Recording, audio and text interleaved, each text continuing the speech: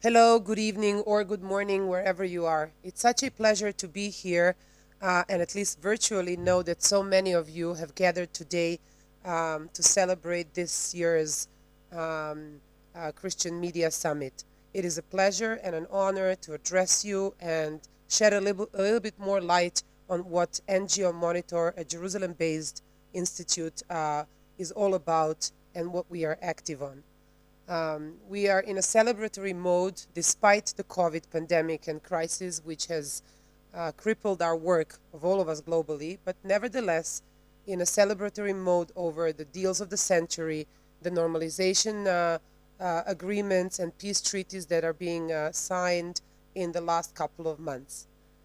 It is nothing less but a historic moment to witness and be an activist in the lines of the civil society when Israel gets to sign a normalization deal with a major Arab country.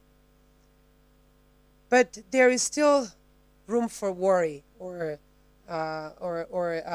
skepticism. Only a few days ago, the Palestinian authorities, head of section for civil society, NGO affairs, in a media article announced that exactly in the spirit of the deals of the century and normalization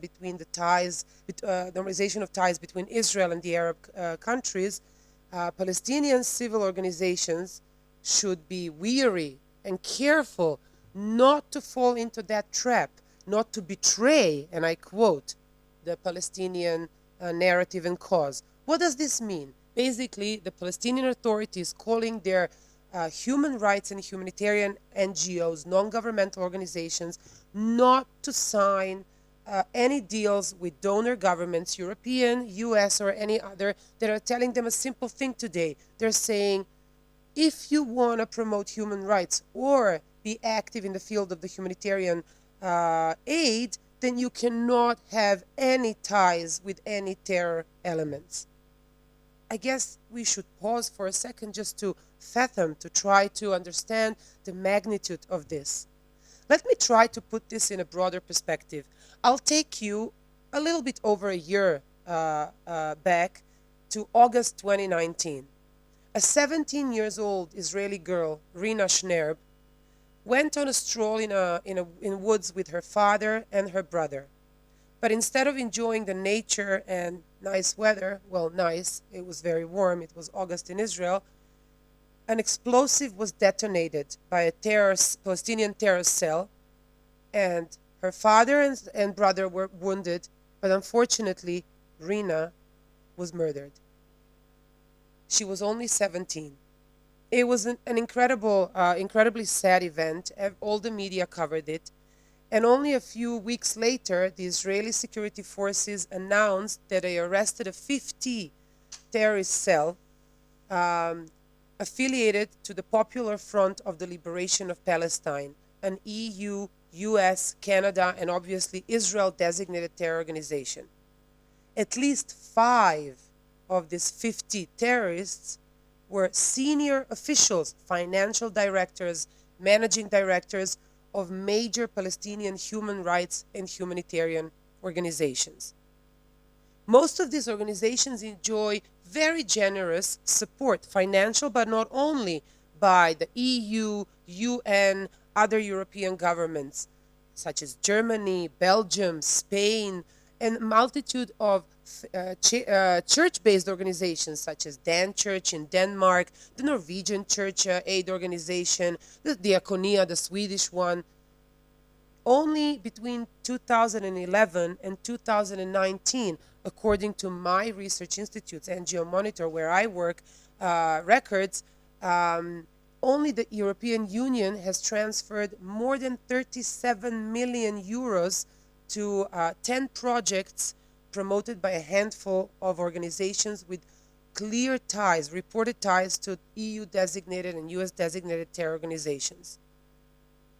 A very dangerous situation in which we have a betrayal of Palestinian civil society. Instead of trying to build a sustainable society there and a democracy or provide humanitarian aid. We have the PA's nationalistic agenda that opposes any type of normalization with Israel being hijacking the civil society, and basically terrorist organizations such as the Popular Front for the Liberation of Palestine using the non-governmental organizations as a, call it a human rights branch. They have a political branch, they have a militant branch, and now over the past decade or so they have developed a so-called human rights non-governmental organization branch.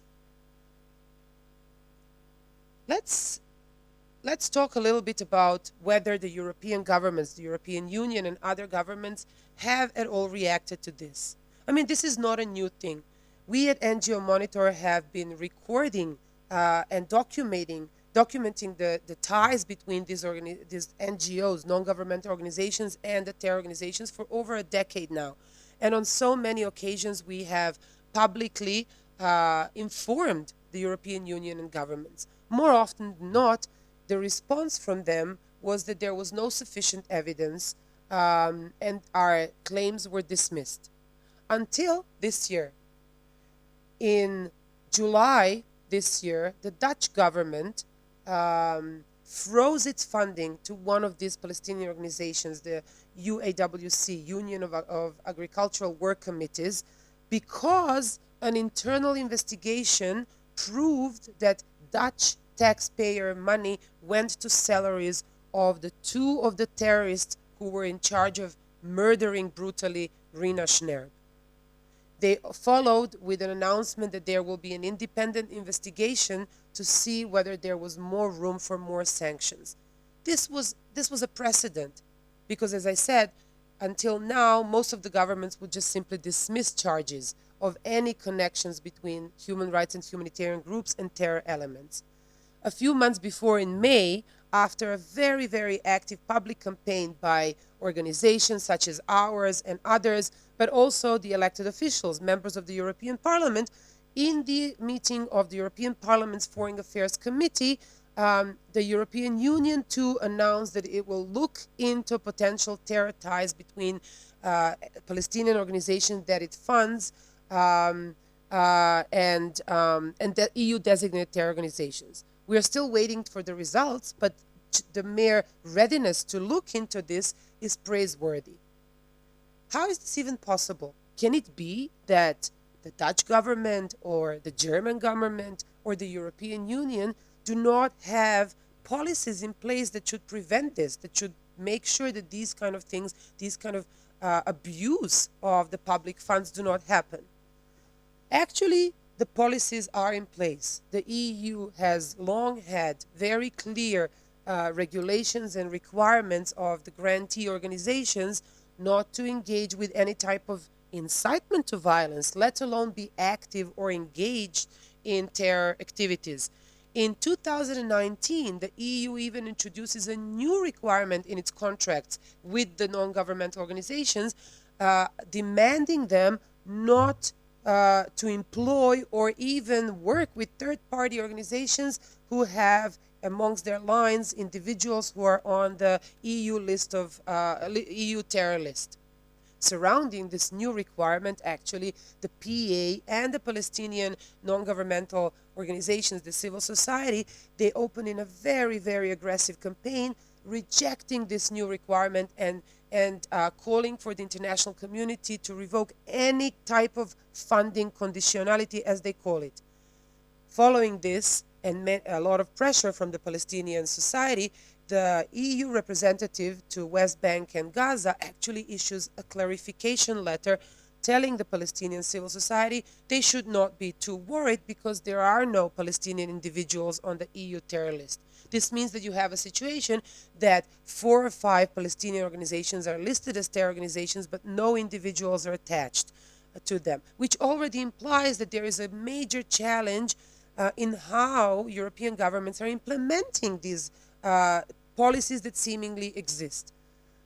6, at least, Palestinian organizations refuse to sign what they call an anti-terror clause, and all this is sparked by public announcements that at least 5 of the terrorists who were guilty of murdering young Rina Schnerb were NGO senior officials. The Palestinian Authority itself held a meeting last month calling for the Palestinian civil society to strategize on how to get the Palestinian organizations off the EU and other international terror lists. They see this as a national cause. And this doesn't come as a novelty. In 2007 already, the Palestinian representative or NGO organization, the Palestinian NGO network, as they call it, PNGO, refused to sign a major grant with the US aid over the same thing, as they call it, the anti-terror clause, which basically says we shall not engage with terror activities, and we are free to sign this in order to enjoy your generous support.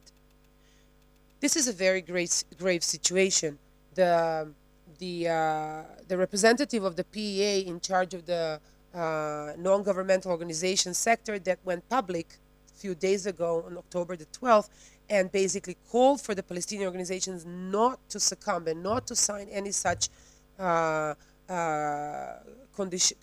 conditions, linked this to the deals of the century, to the normalization deals with Arab states, between Arab states and Israel. He called it a betrayal of the Palestinian cause. And this is where we have to see the importance of this issue, and we have to act. We are witnessing a historic moment where a new Middle East is being created, and Israel is finally becoming a piece of that. And we are seeing readiness from so many to engage in a constructive dialogue. We don't have to agree on anything, but we have to be able to at least converse and talk about it. Well, at the same time, we have the Palestinian Authority completely hijacking not only that discourse, but also their human rights and humanitarian organizations, and demanding them to toe the line with the Palestinian agenda of rejecting any type of normalization. We on our side at NGO Monitor see it as our job to look at the activities of these organizations and follow the trail of money, meaning we are the ones who know which grants are being given to which organization. Ours is to raise awareness and share facts about this. But this is where you might come into picture, and we might do something together.